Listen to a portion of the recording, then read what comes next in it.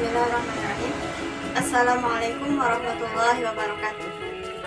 Halo adik-adik kelas 8 MTS Angga Banjar. Bagaimana kabarnya? Semoga semuanya selalu sehat dan terhindar dari wabah COVID-19 yang sedang terjadi pada masa ini. Maka dari itu, adik-adik semua jangan lupa untuk selalu terapkan pola kebersihan. Selalu cuci tangan yang bersih, gunakan masker ketika bepergian, dan makan makanan yang sehat dan bergizi secara teratur. Alhamdulillah, pada hari ini kita bertemu lagi pada mata pelajaran matematika. Sebelumnya, perkenalkan, nama saya Rizka Hayati, saya mahasiswa UIN Antasari Banjarmasin, jurusan Pendidikan Matematika. Nah, pada kesempatan kali ini, saya akan mengajar mata pelajaran matematika. Oke. Apakah adik-adik sudah siap belajar matematika pada hari ini? Nah, baik. Pada hari ini kita akan mempelajari pada bab 2, yaitu koordinat kartesius. Nah, pada hari ini kita akan belajar mengenal apa itu koordinat kartesius. Nah, sebelum kita mulai pelajaran pada hari ini, mari kita berdoa bersama-sama. Semoga ilmu yang kita dapat pada hari ini bermanfaat, berkah, dan dapat kita pahami dengan baik. Berdoa mulai.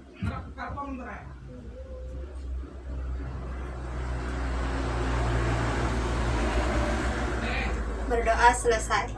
Baik, adik-adik semua, kita mulai pelajaran pada hari ini. Mari kita simak materi berikut ini. Sistem koordinat kartesius. Apa itu sistem koordinat kartesius? Nah, sistem koordinat kartesius adalah suatu metode atau cara yang digunakan untuk menentukan letak atau posisi suatu titik pada bidang 2 dimensi atau 3 dimensi.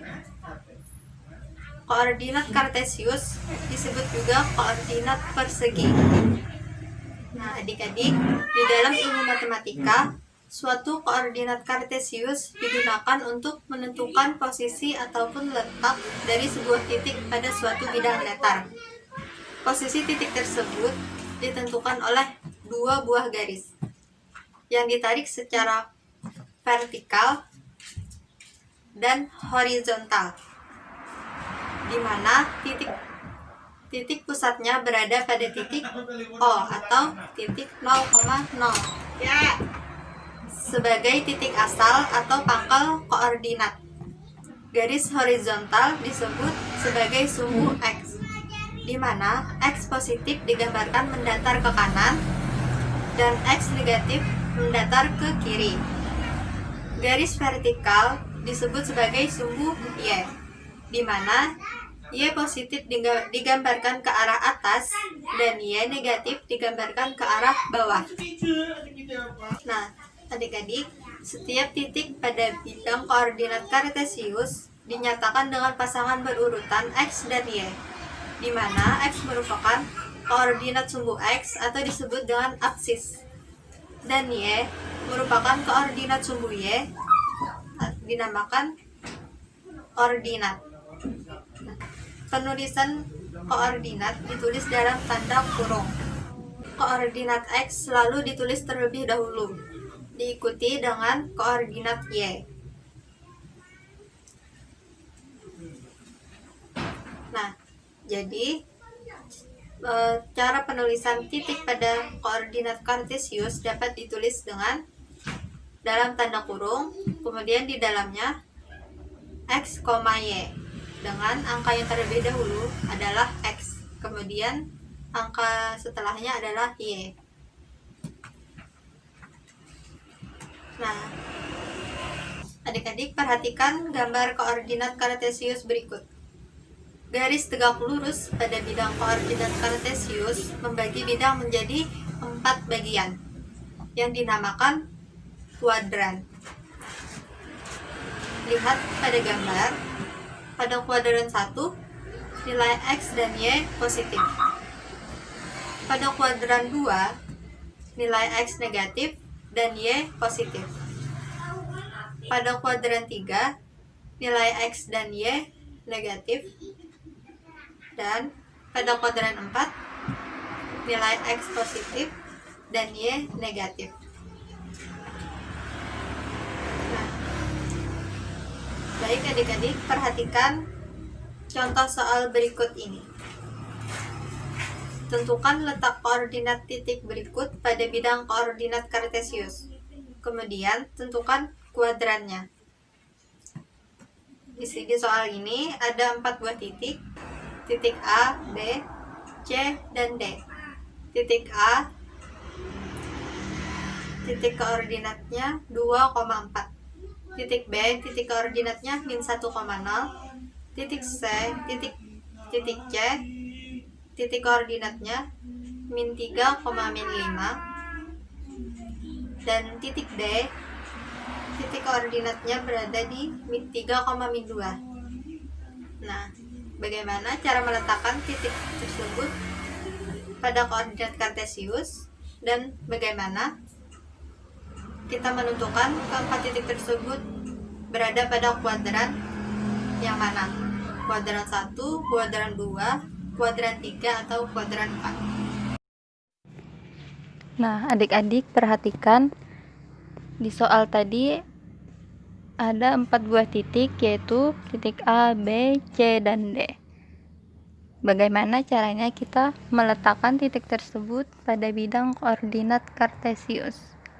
Baik, caranya yang pertama, kita ingin menentukan letak titik A, yaitu 2,4. Pada penjelasan sebelumnya, angka yang di depan itu berada pada sumbu X. Angka yang di belakang atau setelah angka X, yaitu Y, maka berada di sumbu Y. Jadi pada titik A, angka pertamanya adalah 2, sehingga 2 berada pada sumbu X. Kemudian 4 berada pada sumbu Y. Nah, 4 kemudian kita hubungkan, kita garis ke atas 2,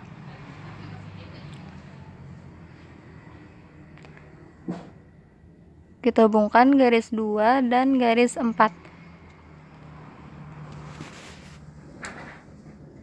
Nah, jadi kita dapat titik A, kemudian titik B, yaitu min 1,0. Angka yang di depan adalah min 1. Min 1 berarti berada pada sumbu X. Nah, jadi min 1 berada pada sumbu X, kemudian Y-nya adalah 0. Jadi letaknya di sumbu X, persis di sumbu X-nya. Untuk titik C, min 3, min 5.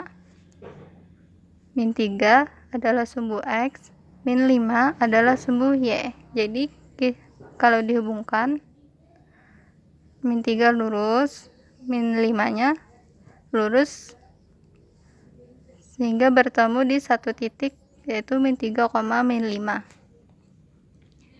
Jadi selanjutnya titik D.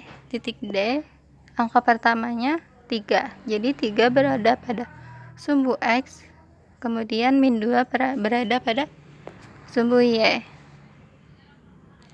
Jadi kalau dihubungkan, 3-nya lurus, min 2-nya lurus ke arah 3 tadi, sehingga bertemulah titik D, yaitu 3, min 2.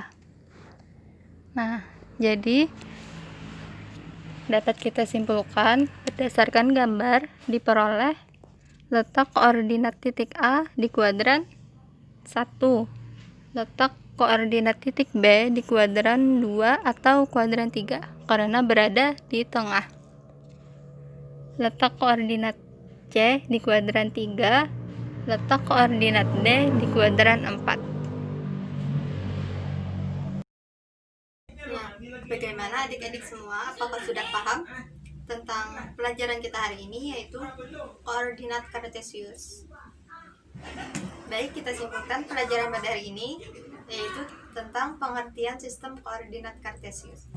Jadi adik-adik semua, sistem koordinat kartesius adalah ya suatu metode atau cara yang digunakan untuk menentukan letak atau posisi suatu titik pada bidang 2 dimensi ataupun 3 dimensi.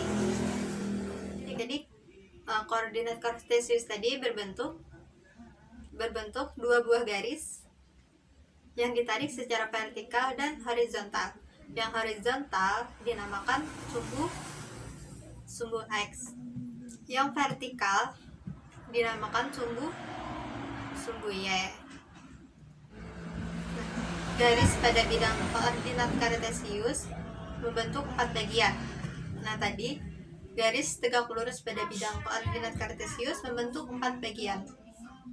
Itu disebut kuadran. Kuadran pada bidang koordinat kartesius tadi ada berapa adik-adik? Ada 4. Ada kuadran 1, kuadran 2, kuadran 3, dan kuadran 4. Nah, sampai di sini dulu pelajaran kita pada hari ini. Semoga adik-adik semua dapat memahami pelajaran pada hari ini ya. Maka dari itu, sebelum kita mengakhiri pelajaran pada hari ini, mari kita berdoa bersama-sama. Semoga ilmu yang kita pelajari pada hari ini bermanfaat, berkah, dan mudah kita pahami. Baik, berdoa.